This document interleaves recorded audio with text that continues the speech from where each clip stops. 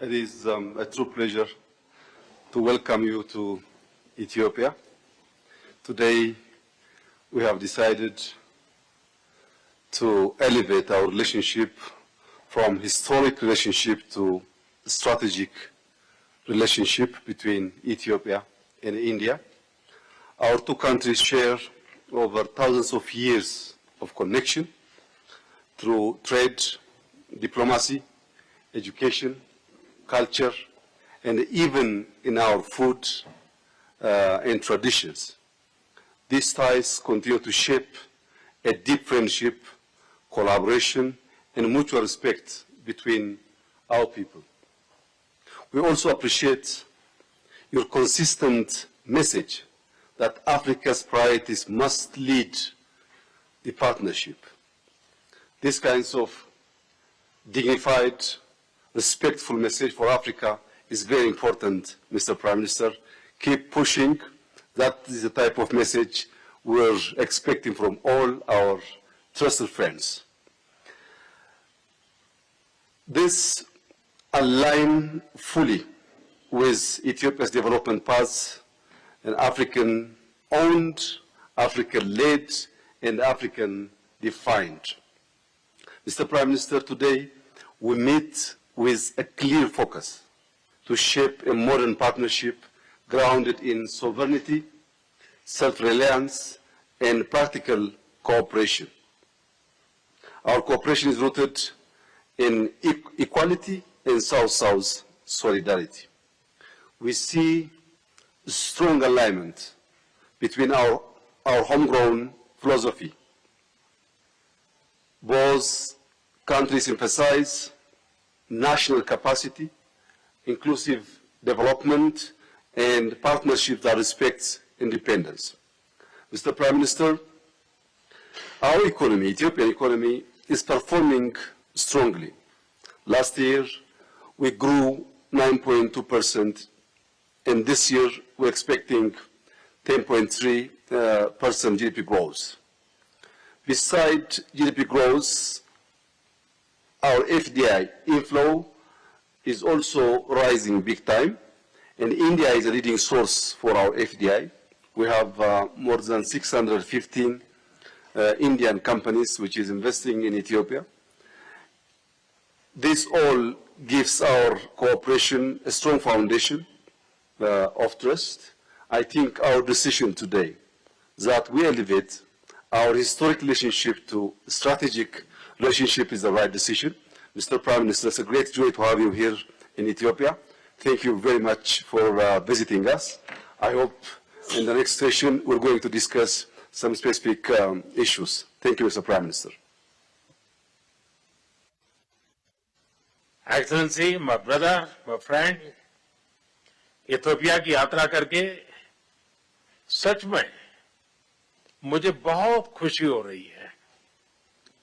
ये इथियोपिया का मेरा पहला दौरा है, लेकिन यहाँ कदम रखते ही मुझे अपनेपन और गहरी आत्मीयता का उसका बहुत गहरा अनुभव हुआ है। भारत और इथियोपिया के बीच हजारों वर्षों से निरंतर संपर्क, संवाद और आदान प्रदान होता रहा है। अनेक भाषाओं और समृद्ध परंपराओं से संपन्न हमारे दोनों देश विविधता में एकता का प्रतीक है। दोनों देश शांति और मानव कल्याण के प्रति प्रतिबद्ध लोकतांत्रिक शक्तियां हैं। हम ग्लोबल साउथ के सहयात्री भी हैं और साझेदार भी हैं। अंतर्राष्ट्रीय मंचों पर भी हम कंधे से कंधा मिलाकर खड़े रहे हैं। अफ्रीकन यूनियन का मुख्यालय इथियोपिया में होना इथियोपिया को अफ्रीकी डिप्लोमेसी का मीटिंग पॉइंट बनाता है। एक समावेशी विश्व, इंक्लूसिव वर्ल्ड के साझा विजन से प्रेरित होकर भारत ने 2023 में यह सुनिश्चित किया कि अफ्रीकी यूनियन G20 का सदस्य बने। इन्हीं सभी पहलुओं को ध्यान में रखते हुए आज हम भारत इथियोपिया संबंधों को स्ट्रेटेजिक पार्टनरशिप पर उस स्तर पर ले जा रहे हैं। यह कदम हमारे संबंधों को नई ऊर्जा, नई गति और नई गहराई प्रदान करेगा। भविष्य की अपार संभावनाओं को साकार करने के लिए एक स्पष्ट रोडमैप तैयार होगा। आज हमें हमारे सहयोग के प्रमुख आयामों जैसे economy, innovation, technology, defence, health, capacity building और मल्टीलेटरल कोऑपरेशन पर विचार विमर्श करने का मौका मिला।